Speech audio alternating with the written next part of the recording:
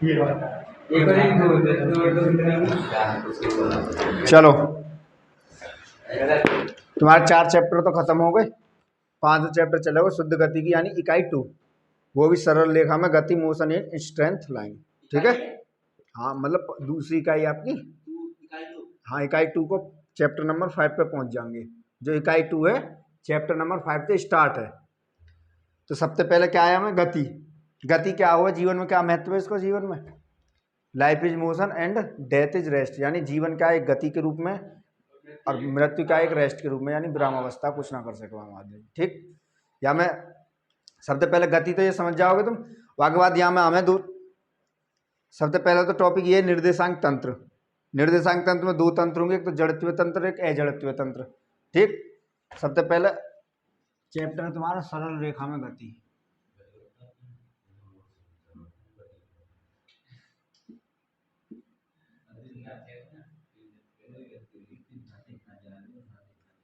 इस चैप्टर में तुम पढ़ोगे सवरे गति के समीकरण, पहलो दूसरो तीसरो, उनके सिद्ध निगमन।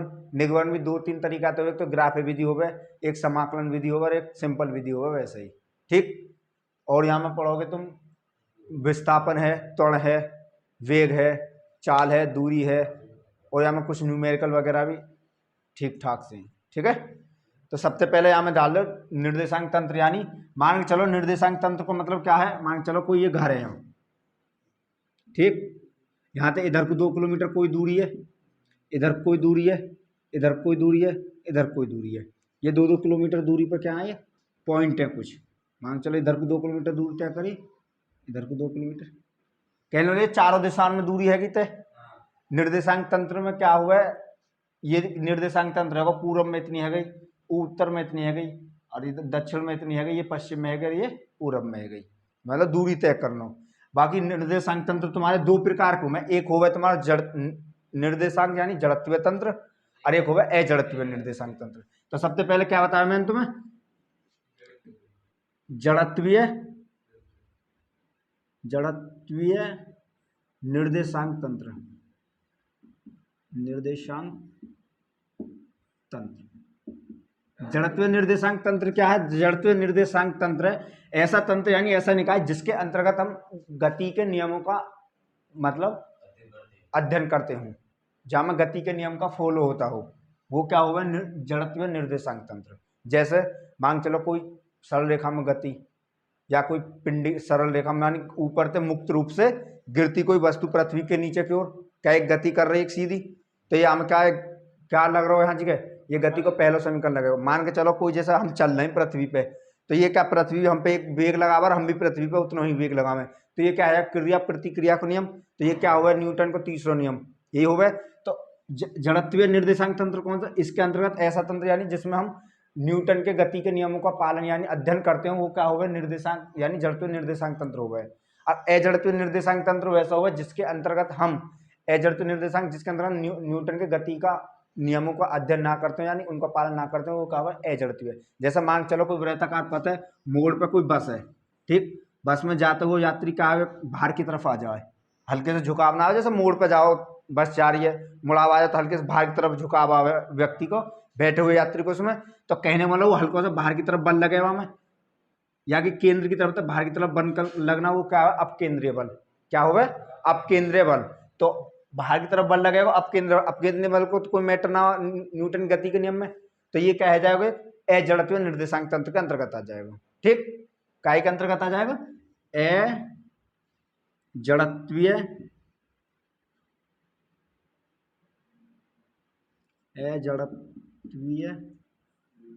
निर्देशांक तंत्र। ठीक, जैसे मान चलो 3 डायमेंशन में तुमने ये चीज पढ़ी होगी, यहाँ क्या हो गए y, यहाँ o, यहाँ क्या हो गए x, और ये क्या हो गए z। मैं पूछ लेंगे z के पॉइंट क्या होंगे यहाँ जगह, बाकी सब ये दोनों जीरो, z क्या होगा, z रह जाएगा। जैसे 0,0, z, ये क्या है जाएंगे पॉइंट निर्देशांक तंत्र के आके। और यहाँ पे पूछ लेंगे x के हॉरिजॉन्टल पॉइंट क्या है जाएंगे यहाँ जगह, x तो x रहेगा, बाकी सब क्या आ जाएंगे 0, जीरो। ऐसे यहाँ पे वाई के बाकी जीरो, वाई वाई बाकी बाद निर्देशांक तंत्र, जेड के निर्देशांक क्या है 0,0 जेड, वाई के निर्देशांक क्या है एक्स, 0,0, या सॉरी ये एक्स के, ये किसके आ जाएंगे वाई के, वाई के आ जाएंगे तो ये भी जेड को 0 आएगा। ये निर्देशांक ना है गए, मैं यहाँ से पूछ रहा हूँ तुमको वाई एक्स पे उसके निर्देशांक बताइए, तो 3 डायमेंशन है, तीनों तरफ दिशा आएगी, तो यहाँ कितने हो जाएंगे वाई वाई रहेगा, जो वाई को मान रहेगा, बाकी सब दोनों क्या आ जाएंगे 0। तुमने एक वो पढ़ी होगी यहाँ में, एक्स अक्ष पे क्या हुआ वाई बराबर, और वाई अक्ष पे एक्स बराबर, तो वही चीज ही है यहाँ जी। बीच में पहले का होगा लास्ट का होगा बीच में ये 3 डायमेंशन को है वे। हाँ एक्स यहाँ पर आएगी, ये वाई अक्ष होगा, ये होगा जेड एक्स, 0 बाई 0 है। हाँ तो हम बाई 0 0 कर सके नहीं, वाई कौन से स्थान पर, वाई पहला आवे एक्स कॉमा वाई कॉमा, ऐसे ही हमें है ना हमें ये, तो जेड के लिए बाकी पहले 2 0, वाई के लिए पहले और अंतिम 0, और जेड के लिए पहले 2 0 और एक्स के लिए लास्ट के 2 0। तो कहने वाला मेरा यही है पर्पज है हमारा कि जड़त्व निर्देशांक तंत्र अजड़त्व निर्देशांक तंत्र किसे कहेंगे।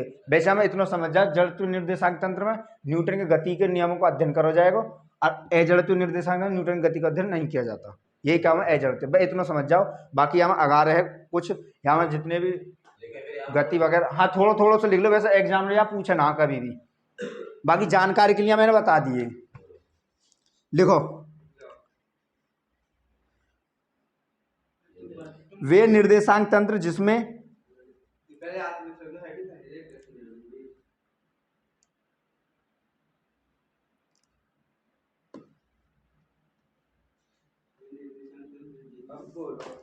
वे निर्देशांक तंत्र जिसमें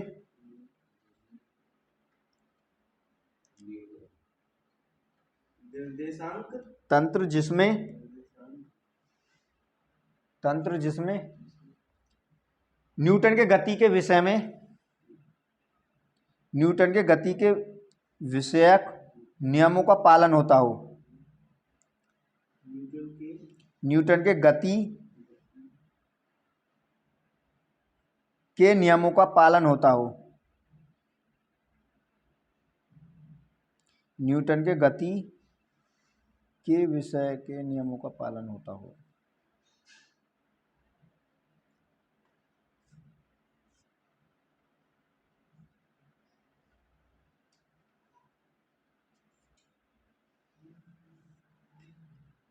ठीक है, उसे क्या कहते हैं, जड़त्वीय निर्देशांक तंत्र कहते हैं।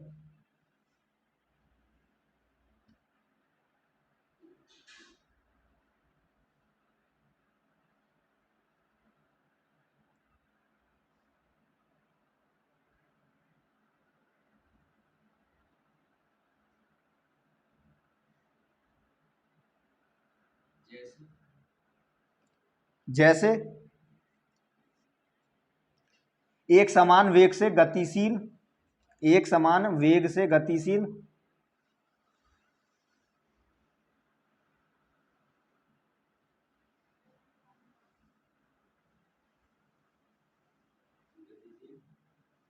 किसी कण का वेग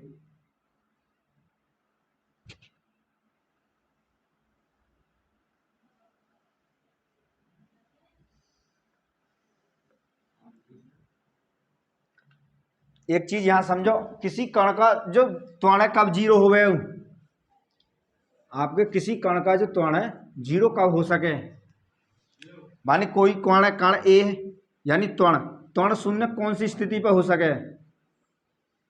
त्वरण के लिए क्या जरूरत हो, कहने को मतलब त्वरण क्या हुआ, कोई भी वस्तु है या तो क्या करेगा कि चालक तेज करेगा या फिर मंदन करेगा यानी कम करेगा, त्वरण का मतलब यही है रियलिटी में। तो ये 0 कब हो सके, जब तक कोई वहां पर बल ना लगाया जाए, जब तक बल नेट बल जहां 0 आगे बल वहां का त्वरण क्या होगा 0। मान के चलो कोई वस्तु है ये, अब ये स्थिर अवस्था में यहाँ पर त्वरण भी 0 है, वेग भी 0 है, बल भी 0 है। जब यहाँ पर कोई वस्तु यानी यहाँ पर कोई फोर्स लगाया जाएगा यहाँ जगह, जब भी तो यहाँ की गति में परिवर्तन आएगा जब थोड़ा सा अगर सरकेगा। कहने को मतलब तब तक यहाँ ये विराम अवस्था भी यहाँ जगह, जब तक यहाँ पे कोई बाह्य बल ना लगाया जाए यानी कोई फोर्स ना लगाए जब तक ये सरकेगा ना करेगा नहीं सरकेगा। तो उसी प्रकार से यहाँ को त्वरण भी वेग जीरो होगा, वेग भी जीरो होगा और फोर्स भी क्या है यहाँ पे जीरो। जब तक यहाँ पे कोई फोर्स ना लगाएंगे जब तक क्या है कि स्थिति में परिवर्तन नहीं होगा। तो कहने को मतलब त्वरण क्या होगा जब जीरो, कौन सी कंडीशन पे हो सके जब बल क्या हो जीरो हो। ऐसा नहीं आई। हाँ हाँ त्वरण ही ना होगा। त्वरण को मतलब क्या, यदि त्वरण आएगा किसी वस्तु में या किसी में भी या तो उसकी चाल बढ़ाएगा या फिर उसकी चाल घटाएगा, वही दो ही कंडीशन निश्चित है बिल्कुल। तो फिर क्या आ जाएगा त्वरण जीरो, वेग भी क्या आ जाएगा जीरो, विस्थापन भी क्या आ जाएगा जीरो। अभी विस्थापन त्वरण वगैरह अगर समझ मांगे तुम्हारा पूरा टॉपिक चलेगा, ये थोड़ा थोड़ा सा अगर जानकारी है लिख लिया लिखो। अजड़त्व निर्देशांक तंत्र में लिख लो non internal frame of reference. वे निर्देशांक तंत्र जिसमें न्यूटन के गति के नियम का पालन जैसे कर रहे हो तुम एक समान वेग से किसी कण की गति, या मैं उदाहरण में लिखवाया हूँ मैंने तुम्हें। हाँ तो अब सेकंड में लिख लो। हाँ अजड़त्व निर्देशांक तंत्र यानी non internal frame of reference, या इंग्लिश में बोले सीबीएसई बोर्ड वाले।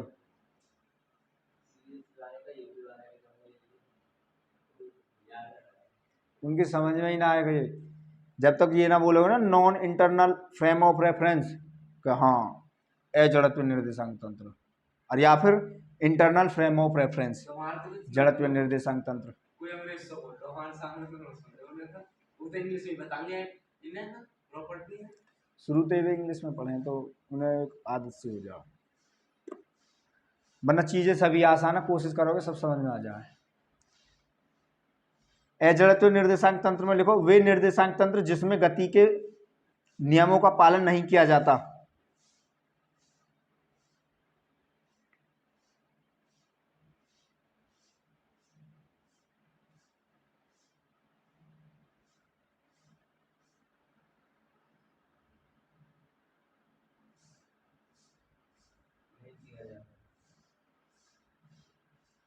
अजड़त्व निर्देशांक तंत्र कहलाता है। उदाहरण में डाल दियो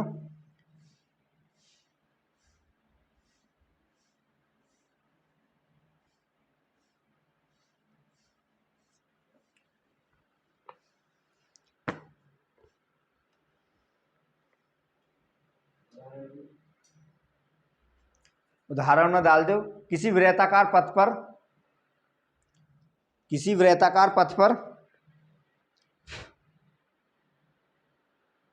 मुड़ती हुई कार के संबंध में निर्देशांक तंत्र। किसी वृत्ताकार पथ पर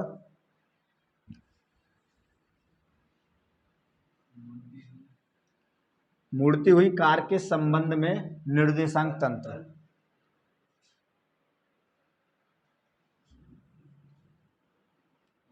मुड़ती हुई कार के संबंध में निर्देशांक तंत्र।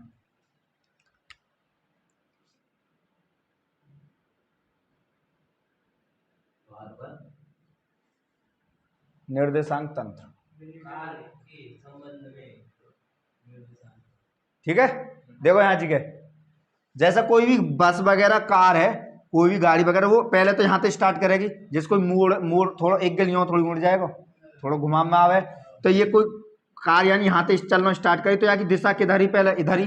अब जैसे जैसे रास्ता आएगा ऐसे तो ये मुड़ती हुई चली जाएगी और जब यहाँ बॉटम पॉइंट पे आके कतई सटीक यहाँ पहुंचेगी जहाँ अधिकतम मुड़ाव होगा वहां तो कुछ मतलब हमें एक बल का अनुभव होगा बाहर की तरफ, जैसे कोई हमें धक्का दे रहा हो बाहर की तरफ चलती हुई कार या जैसे मुड़ोगे आप तो बाहर की तरफ, तो वो क्या हो एक अपकेंद्र बल होगा। जिस बल का अनुभव होता है वो क्या हो एक अपकेंद्र बल हो गया। ऐसा ना आई तो ये निर्देशांक कोई भी हो। हाँ तो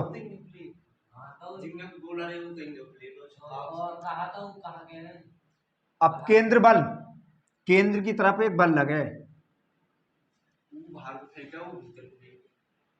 हाँ झुकाव आनो कहने या तो बाहर की तरफ या अंदर की तरफ। तो वो क्या हुआ, अपकेंद्र बल हो गए। यहां मैं डाल रहा हूं गति के प्रकार। गति न लगेंगे, गति खाऊंगी, गति हेडिंग, गति डाल लो। गति में क्या है, विराम गति, विराम गति, अब गति डाले हैं ग्रामों की, गति डालो, गति डालो पहले तुम। गति क्या हो गए, किसी भी वस्तु के समय यानी स्थिति के समय के साथ साथ परिवर्तन होना ही क्या कहलावे, गति कहलावे।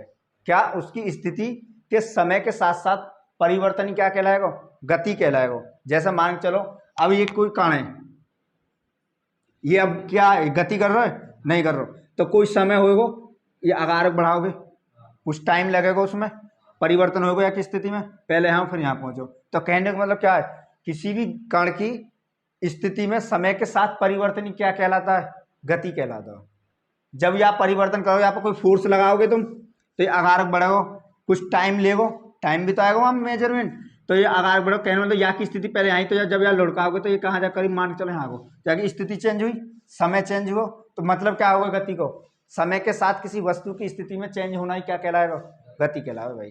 अब यहाँ में दो प्रकार की गति है, जैसे विराम गति और तुम्हारा घूर्णन गति, वे सब आगे गति के प्रकार आकार है। विराम गति में क्या होगा, विराम गति, जो वस्तु रखी है गति, विराम, वैसे किसी वस्तु की स्थिति के साथ समय में कोई परिवर्तन नहीं होता, उसकी स्थिति में कोई परिवर्तन हो समय के साथ साथ, तो वो क्या आ जाएगी, विराम गति आ जाएगी। जैसे मेज एक यानी पृथ्वी पर रखी एक मेज, ये क्या गति है ना, मान चलो ये डस्टर अब क्या गतिशील है ना, जब यहाँ हम हिला डुलाएंगे या कुछ समय टाइमिंग में आएगा तो ये क्या आ जाएगा, यहाँ में गति के रूप में आ जाएगा।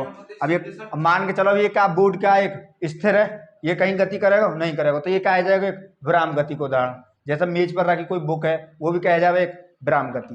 तो विराम गति क्या होगा, उसकी समय के यानी उसकी स्थिति में समय के साथ कोई परिवर्तन नहीं होता है, वो क्या होगा, विराम गति। और गति में वहाँ की स्थिति के साथ साथ क्या होगा, समय के साथ साथ परिवर्तन होगा, वो क्या जाएगा, आपकी गति है जाएगी।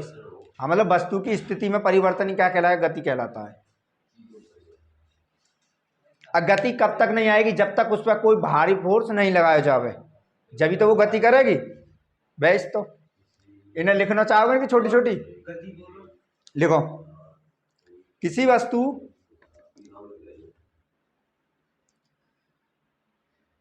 जब किसी वस्तु की स्थिति में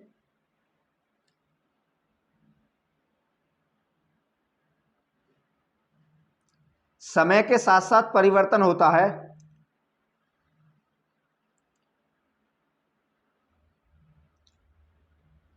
समय के साथ जो परिवर्तन होता है, साथ साथ या साथ जो परिवर्तन होता है, जो परिवर्तन होता है उसे उस वस्तु की गति कहते हैं।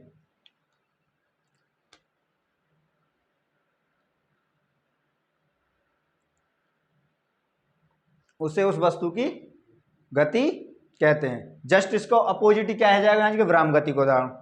किसी वस्तु की स्थिति के समय के साथ साथ कोई परिवर्तन नहीं होता तो उसे उस वस्तु की विराम अवस्था या विराम गति कहेंगे। अब वह फिर आ जाओ आपके गति के प्रकार।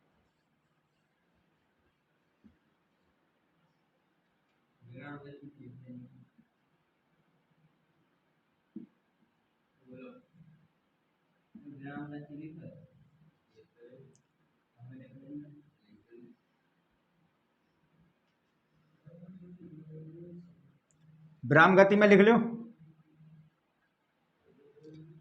किसी वस्तु की स्थिति में समय के साथ साथ कोई परिवर्तन नहीं होता है तो उसे उस वस्तु की क्या कहते हैं, विराम गति कहते हैं। ठीक, उदाहरण में डाल देना, जैसे पृथ्वी पर रखी मेज या मेज पर रखी कोई पुस्तक या फिर ब्लैक बोर्ड, क्लासरूम में लगा एक ब्लैक बोर्ड या व्हाइट बोर्ड, वो क्या आ जाएंगे सब एक विराम गति के उदाहरण।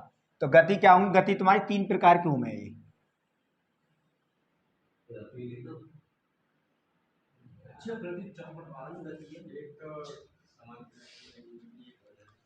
ये हूं मैं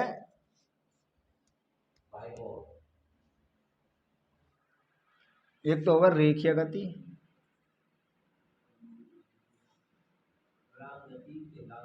गति या स्थानांतरित गति। उदाहरण के लिए चटाई पे बैठा होगा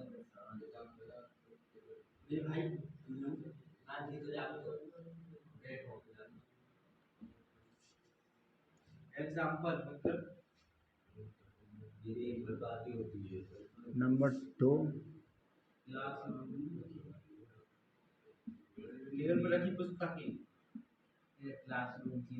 अभी ये यहाँ पे क्या लिखने पर गति में उठा पृथ्वी सूर्य को 4 चक्कर लगा रही है। चलती कोई गाड़ी, पृथ्वी पर चलती कोई गाड़ी, या मुक्त रूप से गिरती, पृथ्वी पर गिरती कोई मुक्त रूप से वस्तु। पृथ्वी ना लिख दे पृथ्वी यार कुछ लिख दो यार।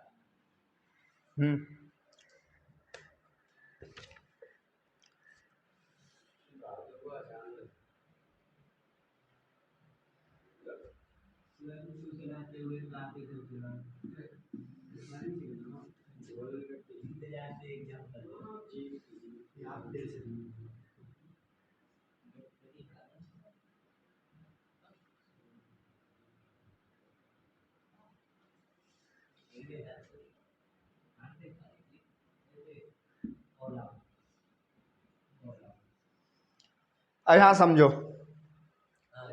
गति तुम्हारी 3 प्रकार की होमे। नंबर 1 रेखीय गति या फिर स्थानांतरित गति, नंबर 2 घूर्णन गति या फिर वृत्तीय गति, उसके बाद नंबर 3 पर आवा दोलन गति या फिर कंपनीय गति। अब देखो एक एक करके समझो। सबसे पहला आवा रेखीय गति या स्थानांतरित गति। क्या हो गई रेखीय गति? मान के चलो कोई ट्रेन है, सीधी पटरी पर चलती कोई ट्रेन, सीधी पटरी पर चलती कोई, क्या है जाएगी ये क्या करे ट्रेन? हमेशा एक सीधी रेखीय गति करे ना करे। तो कहने को मतलब रेखीय गति कौन सी? वह गति जो एक अपनी रेखा में, एक सीधी रेखा में गति करती हो, यानी कोई वस्तु एक सीधी रेखा में गति करती हो तो उसे क्या कहते हैं? रेखीय गति या फिर स्थानांतरित गति। जब ट्रेन चले पहले स्थान कहाँ होगा ट्रेन को? यहाँ पर, फिर अगर बढ़ेगी, अगर ट्रेन स्थान भी चेंज होगा।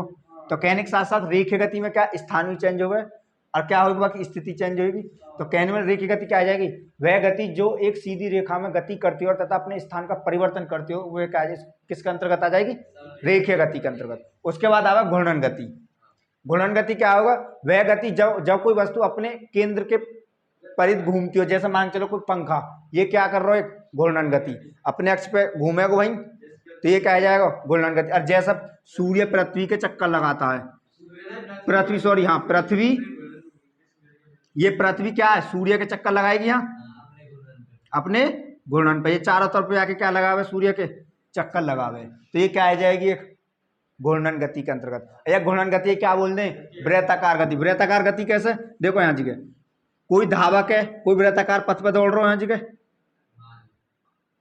तो वहां कोई सेंटर होगा पथ को, तो वो जाके चारों तरफ दौड़ रहा हो। मान चलो कोई धावक यहाँ से स्टार्ट करो दौड़ना, तो ये क्या है जाएगा? एक अपने यहाँ केंद्र के प्रति क्या करो? घूर्णन गति यानी वृत्तीय गति। तो घूर्णन गति क्या कहे हम? वृत्तीय गति कहे। तो घूर्णन गति कौन सी है गई? जो अपने केंद्र पर ही क्या करे? घूर्णन करे, जैसे चलता हुआ पंखा, ठीक, या फिर किसी ट्रैक पर या किसी ट्रैक या वृत्तीय पथ पर दौड़ता हुआ धावक क्या करे वहां पे? वृत्तीय गति या फिर घूर्णन गति। उसके बाद क्या आवे? दोलन गति। दोलन गति क्या हुए? जैसे सरल लोलक की गति,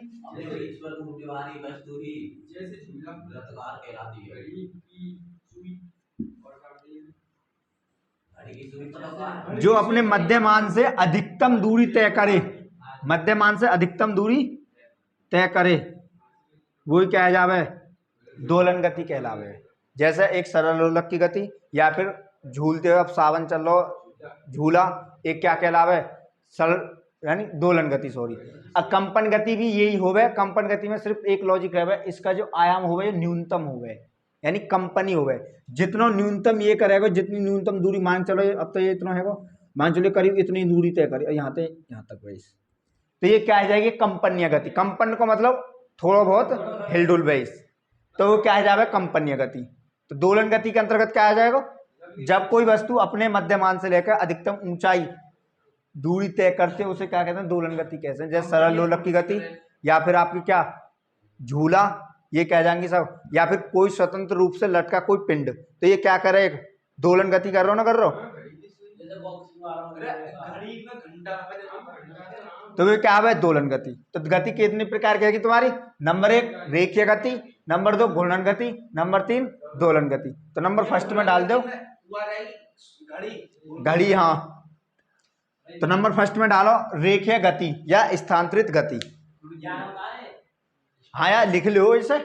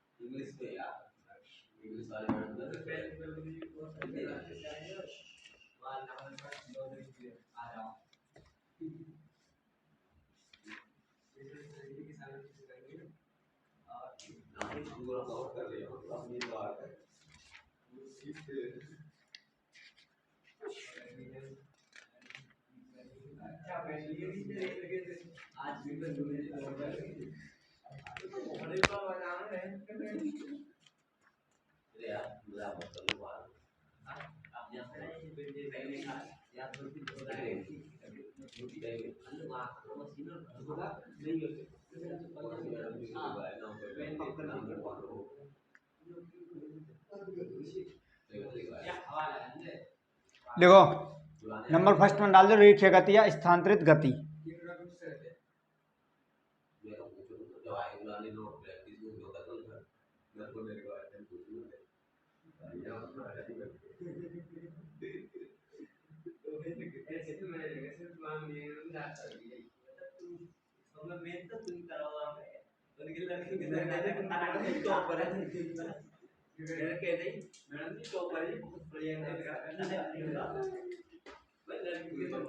नंबर फर्स्ट डाल लो अब स्थानांतरित गति या रेखीय गति। जब कोई वस्तु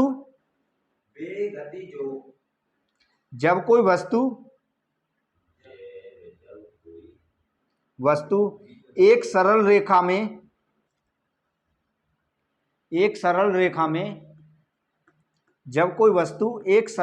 में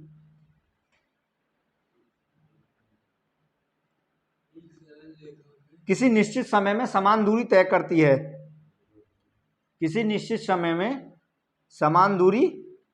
करती है, तो उसे उस वस्तु की स्थानांतरित गति या रेखीय गति कहते हैं। जब कोई वस्तु निश्चित समय में तय करती है, समान दूरी तय करती है,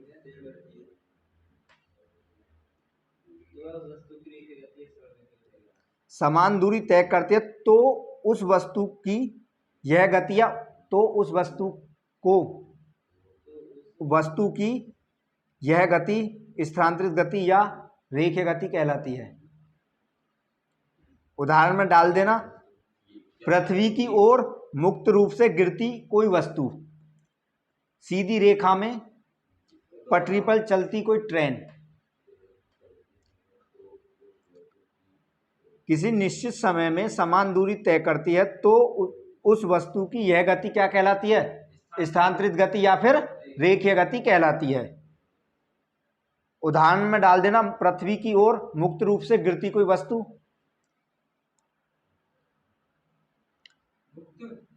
हाँ मुक्त यानी स्वतंत्र रूप से, जिस पर कोई बल वगैरह कुछ न लगाया जा। पृथ्वी की ओर मुक्त रूप से गिरती,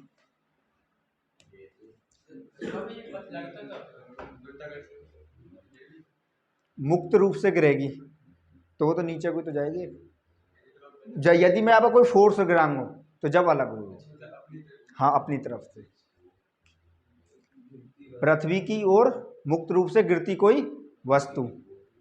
और नंबर 2 यानी सेकंड उदाहरण डाल देना, सीधी रेखा में यानी सीधी रेखा में या फिर सीधी पटरी पर चलती कोई ट्रेन।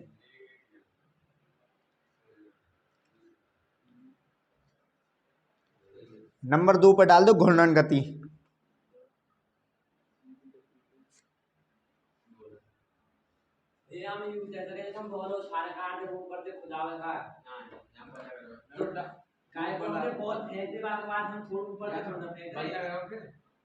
मतलब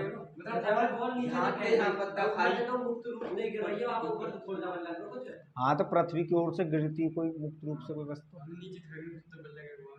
नीचे तो जाओगे किसी बॉटम पॉइंट पे जाएगी, जहां जाएगी वहां को वेग क्या आ जाएगा शून्य, फिर वो अपने स्वतंत्र रूप से ही गिरेगी। फिर वहां थोड़ी नीचे तो जाते में तो वस्तु पे क्या लगाओगे तुम बल, बट पर लेकिन ऊपरली तरफ से जब आएगी कोई वस्तु तो वहां पर कोई पॉइंट थोड़ी लगाओ, क्योंकि मान के चलो कोई वस्तु भी है तुमने ये फेंकी ऊपर, कोई तो बॉटम पॉइंट होगा जहां तक वापस लौटेगी। मान चलो यहाँ से वापस लौट जाए तो बॉटम पॉइंट कहाँ, जो अंतिम पॉइंट जो यहाँ, तो यहाँ वस्तु को वेग क्या आ जाएगा, 0 आ जाएगा। अब यहाँ अपने मुक्त रूप से गिरेगी। फिर ये आई समझ ना आई? आ गई तो घूर्णन गति डाल दो सेकंड लिखो। जब कोई पिंड या वस्तु, या तो पिंड पिंड यानी कण, कण या मतलब वस्तु,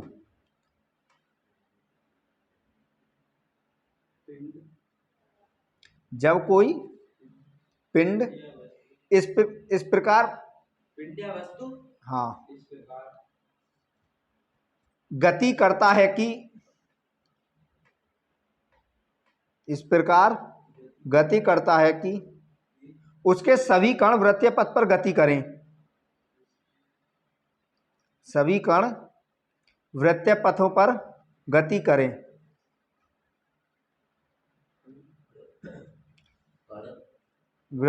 सभी कण वृत्तीय पथों पर गति करता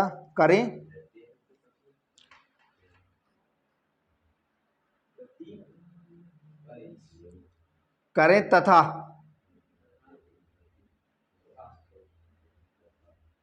सभी कणों के वृत्तीय पथों के केंद्र,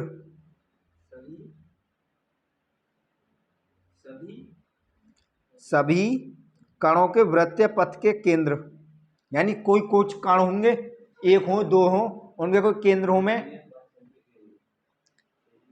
एक निश्चित रेखा पर हो, एक निश्चित रेखा पर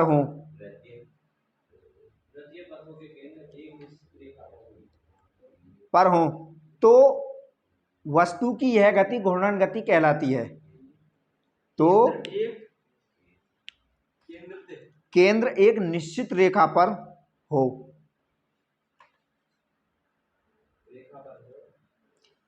तो वस्तु की यह गति, तो वस्तु की यह गति घूर्णन गति कहलाती है।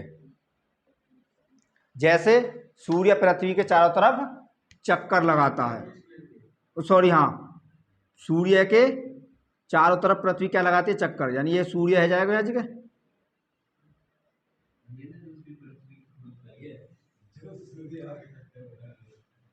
ये पृथ्वी है जाएगी। ऐसा नहीं? हाँ, या फिर एक जैसे मैंने देखो या हेडिंग में क्या बोलो यहाँ जगह, तुम्हें क्या बोली हमने लैंग्वेज में जो परिभाषा लिखवाई, जब कोई कण किसी वृत्ताकार पथ पर, कोई कण है, मान चलो ये भी कोई कण है, एक कोई कण ये, एक कोई कण ये गति कर रहे हैं, इनकी एक सरल रेखा यानी एक निश्चित केंद्र हो, इन सभी को क्या हो, एक निश्चित, सभी को एक निश्चित केंद्र ये होगा। तो जब ये एक वृत्ताकार पथ पर गति करेंगे तो ये क्या होगी, घूर्णन गति होगी, क्योंकि कण एक है, दो है, कितने हो सके, वाकई कोई लिमिट नहीं है। तो कहने बोलो उन सबको क्या होना चाहिए, केंद्र, एक फिक्स केंद्र होना चाहिए सभी को, ये ना कि एक को केंद्र यहाँ, एक को केंद्र यहाँ, ना, तीनों को केंद्र कैसा होना चाहिए, एक। तो इनकी जो एक रेखा में जो गति करें कण, वे क्या होवे, घूर्णन गति कहलावे।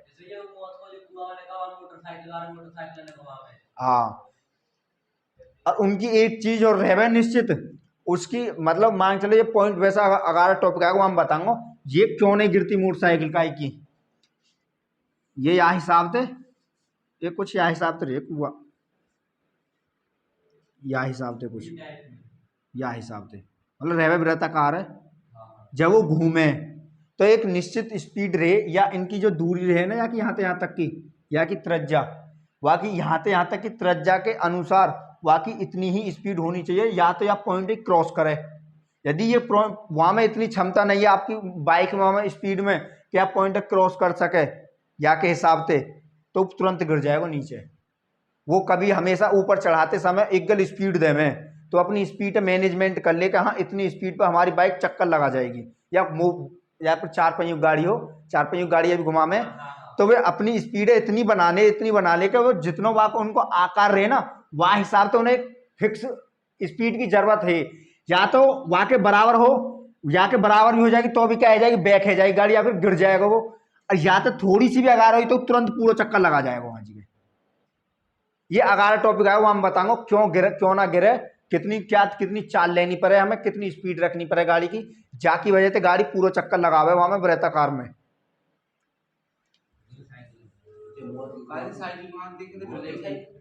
बिल्कुल साइकिल भी घूम जाएगी यदि तुम वहाँ के हिसाब से अपने एरिया के हिसाब से बाकी स्पीड में मैनेजमेंट कर सको तो साइकिल भी घूम जाएगी, पर तुम साइकिल से कर ना पाओगे। चैन उतर गई फिर क्या करोगे? तो गुणन गति में क्या आ जाएगा, घूमता हुआ पंखा। इन्हें उदाहरण में डाल दो, घूमता हुआ पंखा।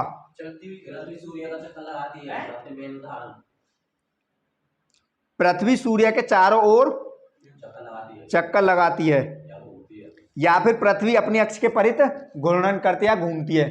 अपने अक्ष पे ही तो घूमेगी पृथ्वी।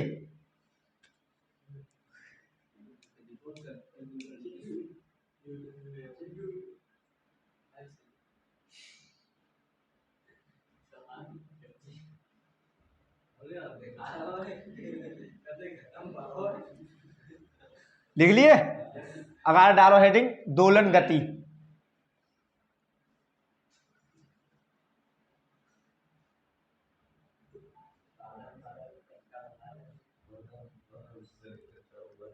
दोलन गति लिखो। जब कोई पिंड अपनी माध्य स्थिति के दोनों ओर, जब कोई पिंड अपनी माध्य स्थिति के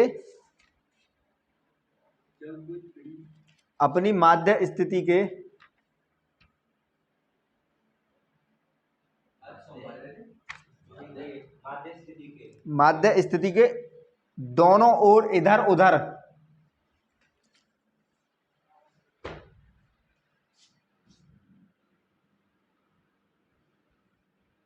देखो यहाँ एक बार समझो, देखो यहाँ जैसा कोई ये यहाँ पे कोई पिंड लगा हुआ है ये, ठीक है, या कि माध्य स्थिति का ठीक बीच में, ये इधर को गति करेगा, फिर इधर को गति करेगा, यानी इधर उधर गति, या फिर ऊपर नीचे, पहले ऊपर जाएगा थोड़ा, फिर नीचे आएगा, फिर ऊपर जाएगा, फिर नीचे, यानी पहले गए यहाँ, फिर नीचे आयो, फिर ऊपर गयो, फिर नीचे आयो।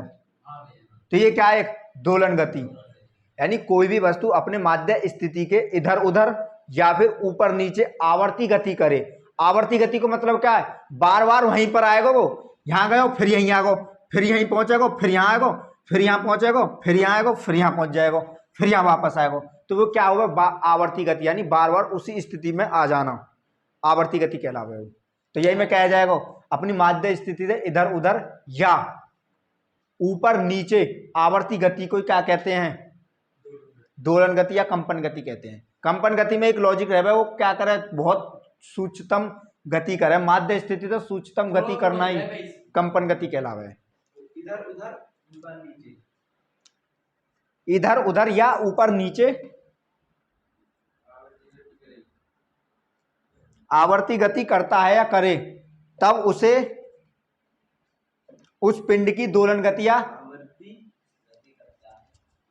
गति करता है, तब उसे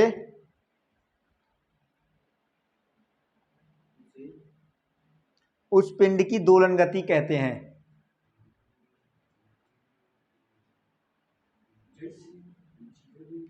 जैसे उदाहरण में डाल देना, सरल लोलक की गति,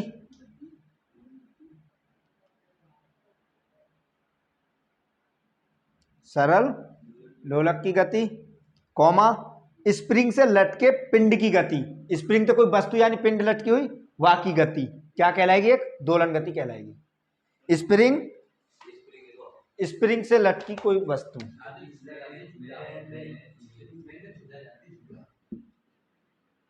सही है। स्प्रिंग से लटका कोई पिंड या लटकी कोई वस्तु की गति क्या कहलाएगी? एक दोलन गति कहलाएगी। कंपन गति में क्या लॉजिक आएगा तुम्हारा? कंपन गति में न्यूनतम आयाम को कंपन गति कहते हैं। किसी वस्तु के न्यूनतम आयाम को क्या कहेंगे? कंपन गति कहेंगे। न्यूनतम आयाम क्या हुए? अब देखो यहाँ आयाम समझिए तुम,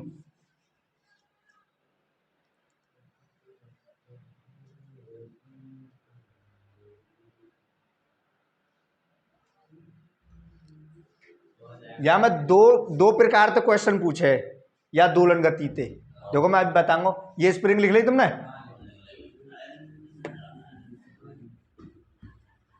दोलन गति को उदाहरण दे रहा हूं, इन्हें मिटा दें यहाँ जी। देखो यहाँ दोलन गति,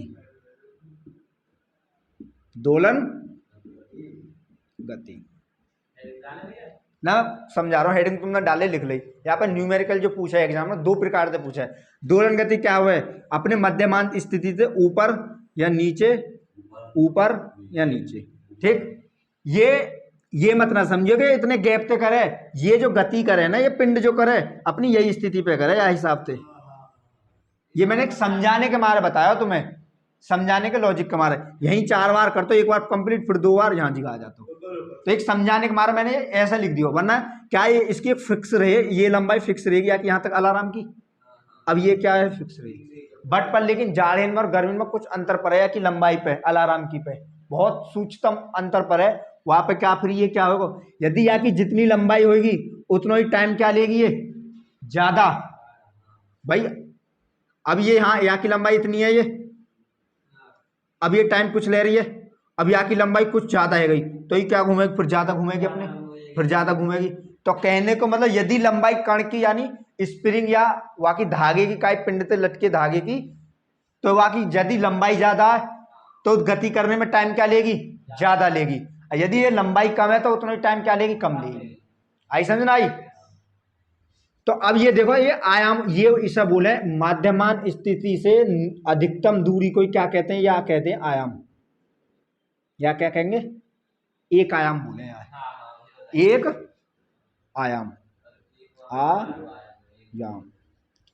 आयाम पूछे, आयाम क्या होता है? किसी वस्तु के माध्यमान स्थिति अधिकतम दूरी या गति को ही, उस कण की गति को क्या कहते हैं? आयाम कहते हैं। एक आयाम ये हो गए, ठीक। एक दोलन हो गए, दोलन, एक दोलन, एक दोलन जो है, एक दोलन होगा 4 आयाम के बराबर। 1 2 3 और 1 4, ठीक। ये 4 बार यहीं करेगा, 1 2 3 सॉरी 1 और 2 3 और 1 4 आयाम कंप्लीट करेगा। हाँ तो देखो, एक दोलन बराबर कितने होंगे? 4 आयाम। कितने होंगे? 4 आयाम। एक दोलन बराबर 4। अब क्वेश्चन में पूछेगा, क्वेश्चन में तुम्हें एग्जाम में देखो, कोई पिंड दोलन गति करता है, उसके एक आयाम 2 मीटर दूरी है। एक आयाम की कितने है? 2 मीटर, या फिर 2 मीटर या सेंटीमीटर। ये कितने दे दीवाने? 2 मीटर। तो उसकी एक दोलन में कितनी गति तय करेगा वो पिंड? एक दोलन में कितनी गति तय करेगा? एक दोलन में कितने आयाम? 4 आयाम। वन एक आयाम की वैल्यू कितनी दे दी? 2 मीटर। तो एक दोलन की वैल्यू कितनी आएगी? 4 गुणा एक आयाम। आयाम को मतलब 2, एक आयाम में 2 मीटर, तो 4 आयाम को मतलब कितना जाएगा? 8 मीटर दूरी तय करेगा एक दोलन में वह वस्तु। और क्वेश्चन में दे दे कोई वस्तु एक दोलन में 8 मीटर दूरी तय करती है, तो वह एक आयाम में कितनी दूरी तय करेगी? एक आयाम में 8 में 2 क्वेश्चन लिखो।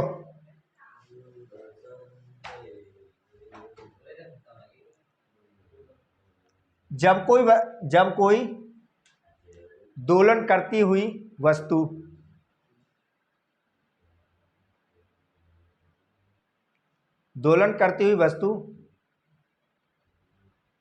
अपने एक आयाम में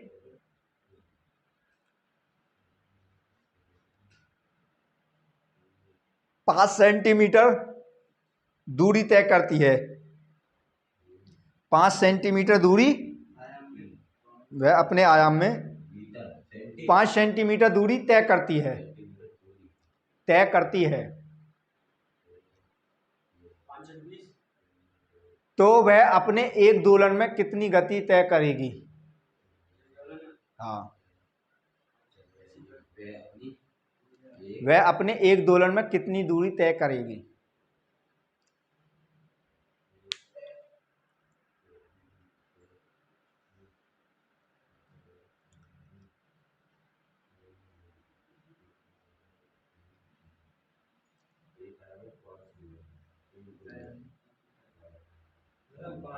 होंगे 20 मीटर दूरी होंगे ना, ये कोई बर्तन बासन ना, जो होंगे 20 मीटर दूरी तय करेंगे एक दोलन में।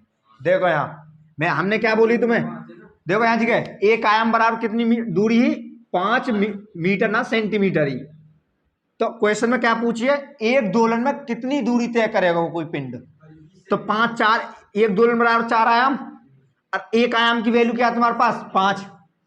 5 सेंटीमीटर, और तुम्हारे पास आयाम कितने? 4। तो गुणा क्या कर दो, 5 तो कितना जाए? 5 चौक 20 सेंटीमीटर दूरी तय करेगा वो एक दोलन में। ये क्वेश्चन में पूछता दो दोलन में, तो जब एक दोलन में 4 आयाम, तो दो दोलन में कितने आयाम होते? 8 आयाम, 8 आयाम, और फिर आयाम 4 गुणा 8 पंजे 40 दूरी आ जाती। अब क्वेश्चन है दो प्रकार से क्वेश्चन, अब कहते तुम्हें आयाम की वैल्यू दे दी, अब कहते तुम्हें वा की वैल्यू दे दे दोलन की। देखो क्वेश्चन,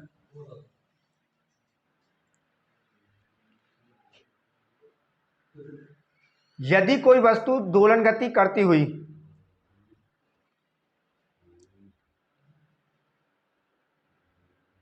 यदि कोई वस्तु दोलन गति करती हुई या दोलन गति करती है, वह अपने एक दोलन में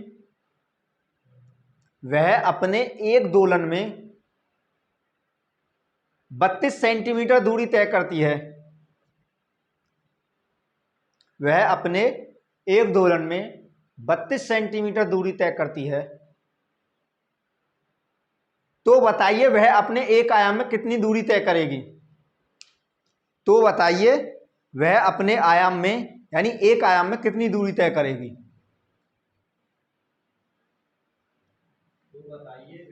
वह अपने एक आयाम में कितनी दूरी तय करेगी? 8।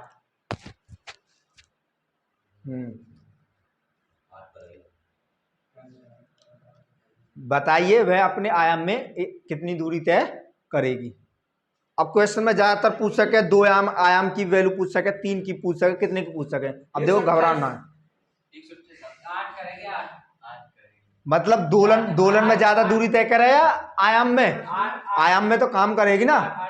देखो यहाँ क्वेश्चन समझो, मैंने क्या बोली तुम्हें, देखो क्वेश्चन समझो यहाँ जी। अब क्वेश्चन में क्या बोली सबसे पहले कि एक दोलन में कितनी दूरी तय कर रही है? 32 सेंटीमीटर, यही तय कर रही है। हमसे पूछी एक आयाम में कितनी दूरी तय करेगी, तो एक दोलन में कितने आयाम हो? मैं 4 आयाम, तो एक दोलन बराबर 4 आयाम लिख सके हम बराबर ये 32 सेंटीमीटर के 4 आयाम, तो एक आयाम बराबर कितना जाएगा? एक आयाम, ये 4 इंटू में इधर भाग में जाएगा, तो 32/4, 4 अट्ठे, तो 8 सेंटीमीटर दूरी तय कर रही है क्या? एक दोलन में। अब क्वेश्चन में पूछता 2 आयाम में कितनी दूरी तय करेगी, सॉरी एक आयाम में 8 सेंटीमीटर दूरी तय कर रही है वो पिंड, कोई 8 सेंटीमीटर दूरी तय कर रहा हो। क्वेश्चन में ऐसा ही तो पूछ सके 3 आयाम में कितनी पूछे, 4 आयाम में कितनी पूछ सके, 5 आयाम में, 3 की पूछता 8 के 24, 2 की पूछता 8 के 16 आयाम। तो भाई में यही इतना ही क्वेश्चन पूछा जाएगा। या तो अगर एडवांस में पहुंचोगे, जब तुम्हारा चैप्टर चलेगा सेपरेट, वहाँ हम बताएंगे, वहाँ में सुस्त हो जावे ये, या कि लंबाई कम होगी, कब ज्यादा होगी, वहाँ पे अंतर पर क्या अंतर पड़ेगा, यानी वहाँ के अंतराल पे तय करने में वस्तु है। ठीक है, यहाँ तो अभी खैर यूज में आ गई। अब देखो अगला टॉपिक है सदिश अदिश।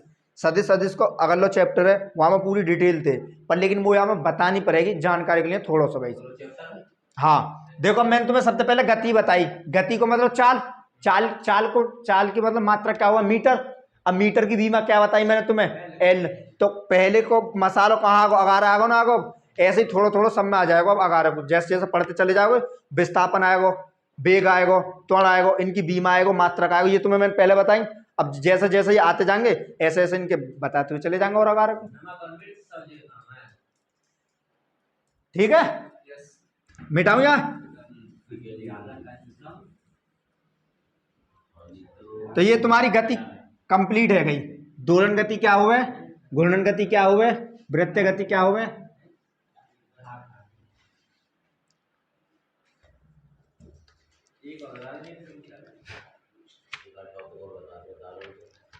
हेडिंग डाल लो अब तुम, ये बताए तुम सदिश और अदिश, क्योंकि इनमें बतानी पड़ेगी मैं थोड़ा सा। ये मतलब अगले चैप्टर को मेन पॉइंट जो अगले चैप्टर में सेपरेट फुल खोल के बताएंगे, न्यूमेरिकल वगैरह सब कुछ, सदिश गुणन अदिश गुणन जितना भी है तुम्हारे उसे सब बताएंगे। अब यहाँ बस थोड़ा जानकारी के लिए लिख लो, अदिश एवं सदिश राशियां, अदिश एवं सदिश राशियां, अदिश एवं सदिश राशियां, सदिश राशियां, या फिर ऐसा लिखो राशियां कै प्रकार की होंगी आपकी, दो प्रकार की होंगी।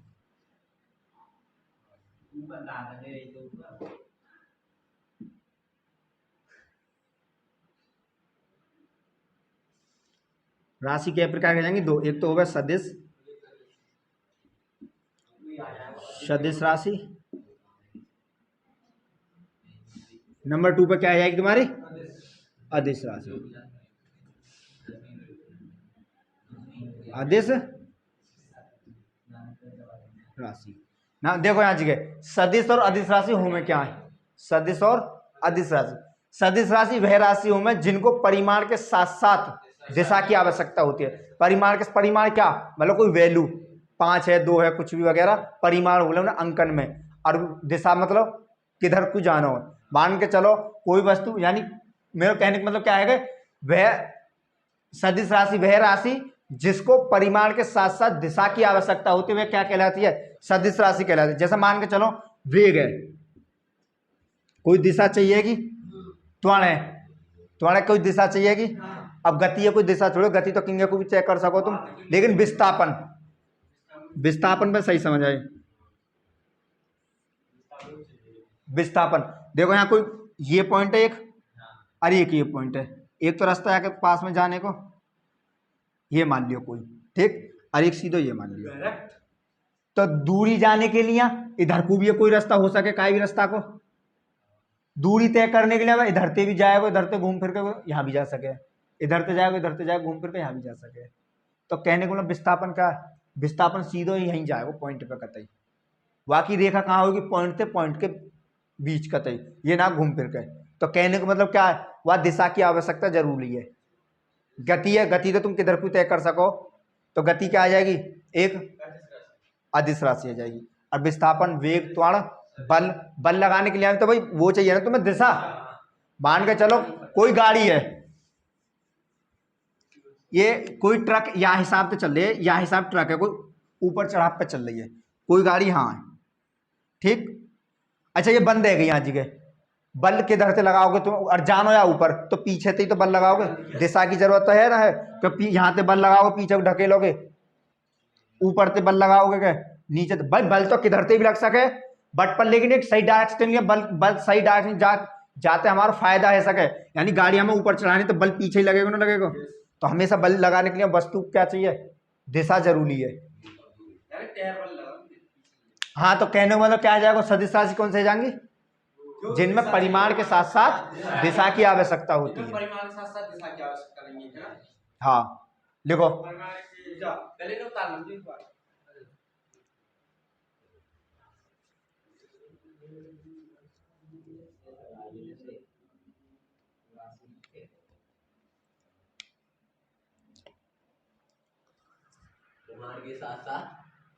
के साथ साथ दिशा की आवश्यकता होती है।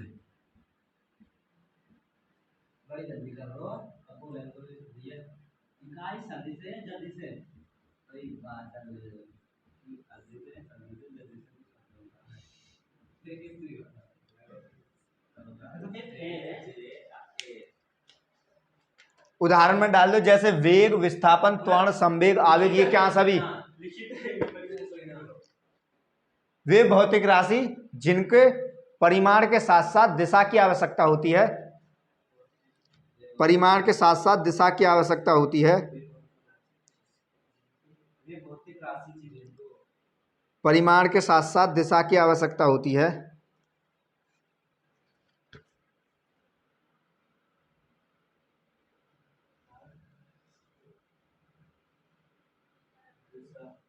की आवश्यकता होती है।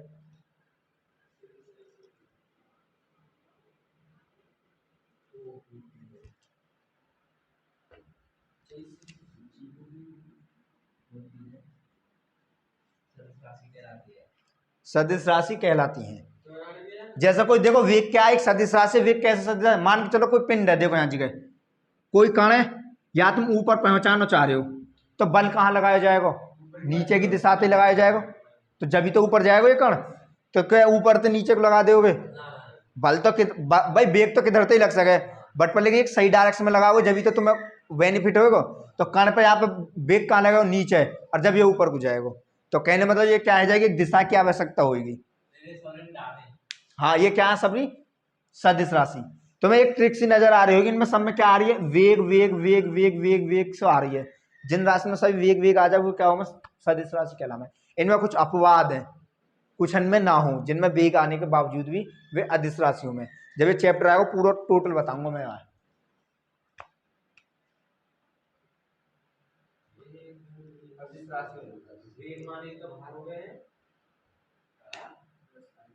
अच्छा, भार और द्रव्यमान में अंतर क्या है? एक तो तुम्हारा भार हो गए, एक हो गया द्रव्यमान। अच्छा, ये तो तुमने यूनिट बता दी। खैर अंतर, तुम अपनो क्या नापो? आदमी कभी भी अपना भार ना नापे, द्रव्यमान ही नापता है। तुम हमेशा अपना द्रव्यमान ही नापो। भाई कुछ वस्तु खाओ पियो, द्रव्यमान किलोग्राम मान चलो। भोजन आज तुमने यूनिट खाई आधी किलो, केजी में कोई भी खाओ खानो, वो तुम्हारे पेट में गयो, एक द्रव्यमान के अंतर्गत। तुम अपने द्रव्यमान तोलो, भार नहीं तोलो। भार कब हो गए? जब भार में 9.8 की गुणा है जा, जब भार हो गए वो। हाँ, भार के क्या लगे? मान के चलो किसी व्यक्ति को 40 केजी भार पृथ्वी पे, अंतरिक्ष में क्या होगा फिर? यानी चंद्रमा पे क्या होगा? पृथ्वी के भार का 1/6 हो गए। बताए होगे तुम्हें। लेकिन द्रव्यमान क्या होगा? द्रव्यमान हर जगह कांस्टेंट होगा, हर जगह, लेकिन भार बदले। भार में क्या इंक्लूड है जा? गुरुत्वाकर्षण भी इंक्लूड है जा। ऊपर जाने पे क्या होगा, नीचे जाने पे क्या होगा? ऊपर जाने पे क्या होगा? नेगेटिव, और नीचे आने पे पॉजिटिव। तो ये भार में क्या होगा? मान के चलो ये 40 केजी क्या है? एक द्रव्यमान है। ये हमें भार बवानो, काय में भार में कन्वर्ट करना, काय में भार में करना हो। तो ये भार का कितना भार होगा ये पता है इसको? यहाँ में 9.8 की गुणा कर दो, जब आपको भार लेकर के आएगा। वह अप्रोक्स मान लिया हम 10 में मान लिया, यानी 9.8 10 के लगभग है, तो 10 मान 10 की गुणा करोगे हम कितना जाएगा? 400 न्यूटन। ये भार है जाएगा तुम्हारा। भार हमेशा किस में नापा जाएगा? न्यूटन में। और ये द्रव्यमान किस में नापा जाएगा? गुणा।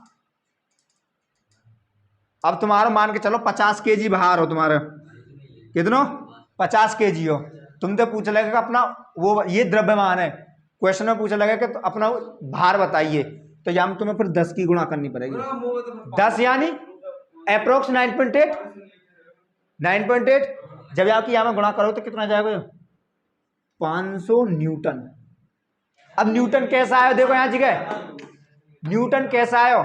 या की बीमा क्या ही, या को मात्रक केजी, लेकिन या को मात्रक क्या है? मीटर प्रति सेकंड। मीटर प्रति सेकंड ही तो हो गया, मीटर प्रति सेकंड स्क्वायर। यही हो गया ना वेग, यानी वहां का त्वरण, यानी गुरुत्वाकर्षण 9.8 जी का मात्रक मीटर प्रति सेकंड होगा। अब ये बन क्या गया? कंप्लीट मात्रक इंटू करो तो इनको भी इंटू होगा, तो किलोग्राम मीटर प्रति सेकंड किसको मात्रक हो गए? बल को। अब बल को वैसे मात्रक क्या होगा? न्यूटन।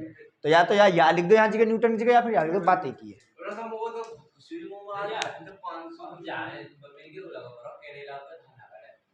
चलो ठीक है, तो फिर यार टॉपिक का कार बता देंगे करना। अब वरना देखो यहाँ में कुछ ना है, अदिश राशि कौन सी होगी, वह राशि है जिनको परिमाण के साथ साथ दिशा की कोई आवश्यकता नहीं होती, वह क्या कहलावे, अदिश राशि कहलावे। अदिश राशि में तुम्हारा चाल आ जाएगी और घर्षण ऊर्जा वगैरह आ जाएंगी, ये सब क्या आ जाएंगे, अदिश राशि आ जाएंगी। ठीक है, मिलेंगे नेक्स्ट वीडियो में। लाइक करो, फॉलो करो, सब्सक्राइब